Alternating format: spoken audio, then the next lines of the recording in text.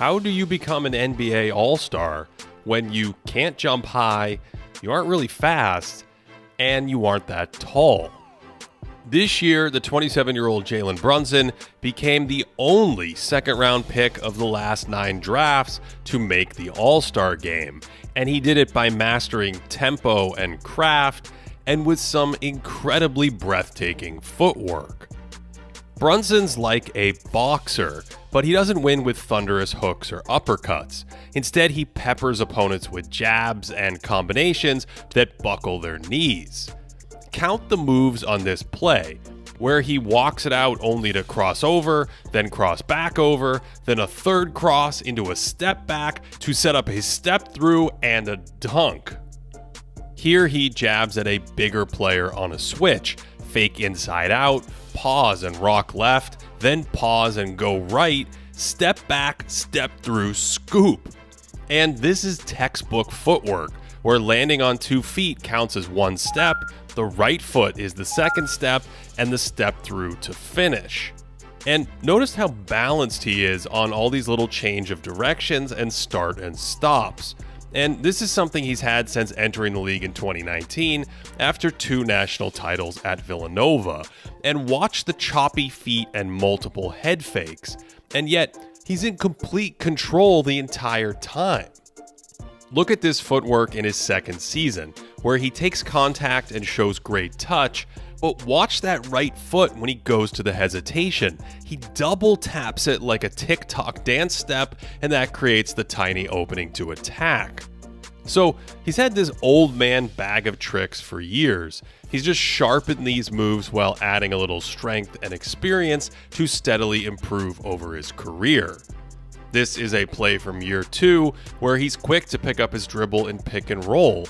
But now he's far more aggressive. His defender isn't even screened, but he cuts him off anyway, only to knife into the big just to set him up for that filthy up and under move. And look at the line he traces on this drive just to carve out a shot. Brunson's just 6'1" barefoot, but listed at nearly 200 pounds, so he has a low center of gravity for these sudden changes in direction. And he's had these herky-jerky tricks since day 1, but he's also added strength to his drives as he's aged. He's bumped here as a rookie and can never really turn the corner, but by 2022 in Dallas, he loved playing through contact and holding defenders on his hip like this. And now in New York, you'll occasionally see opponents bounce off him on drives, and that happens while he's decelerating into a fake left and enormous stride back to the right. In this sense, Brunson can toggle back and forth between a power game, bullying defenders, and a crafty game based on micro fakes and artisan combinations of dribble moves. He loves to put defenders in jail, where he holds them on his backside off a screen, and for someone who baits people with a million different moves, he really holds his driving line through a ton of contact, which again gets back to that sturdy low center of mass that he uses in lieu of explosive burst. And that's the beauty of Jalen's game. It's not about being fast, it's about changing speeds and catching teams off guard. He uses his defenders' expectations against him, stopping to fake a handoff. That relaxes Franz Wagner just enough to get a step, then he hits a cutter in traffic.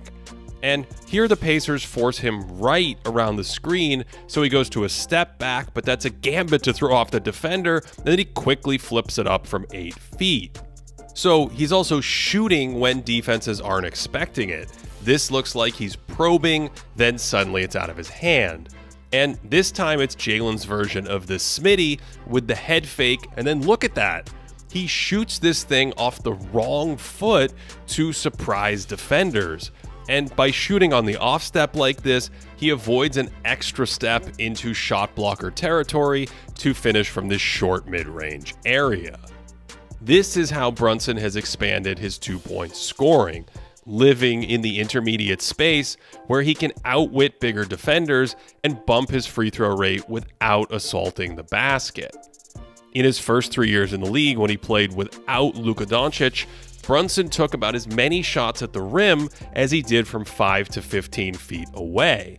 But in 2022, he started mastering this short mid-range approach, nearly doubling his attempts from that area, and in New York, he's also doubled his free throw rate as he's lived in this part of the floor. He's currently 4th in the entire league in short mid-range shots made, behind De'Aaron Fox, Shai Gilgeous-Alexander, and Nikola Jokic. And at the heart of this is that pristine footwork that is so good that Muhammad Ali would be jealous. There's the obvious footwork, like spinning and pivoting into fadeaways like a miniature Michael Jordan.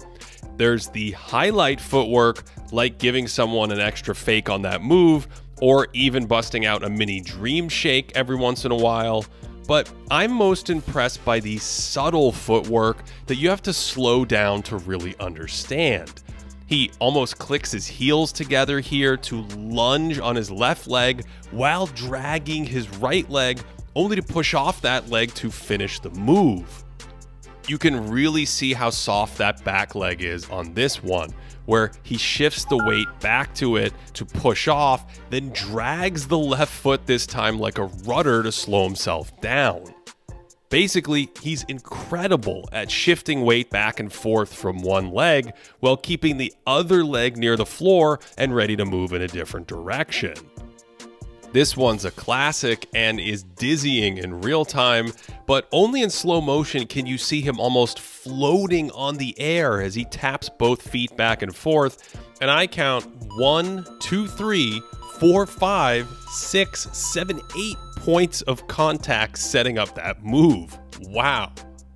Remember, he's pairing this with head fakes and dazzling crossovers, and he's doing all of this while staying perfectly balanced, while throwing his defender off balance.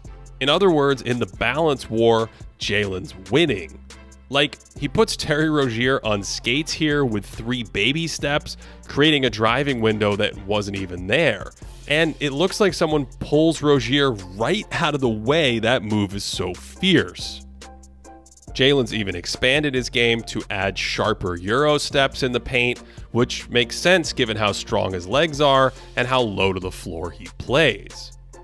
Brunson says he's been mastering this footwork before he even played in college, but it's steadily improved over the last 6 years in the NBA, to the point where Stan Van Gundy made this claim earlier in a game this year.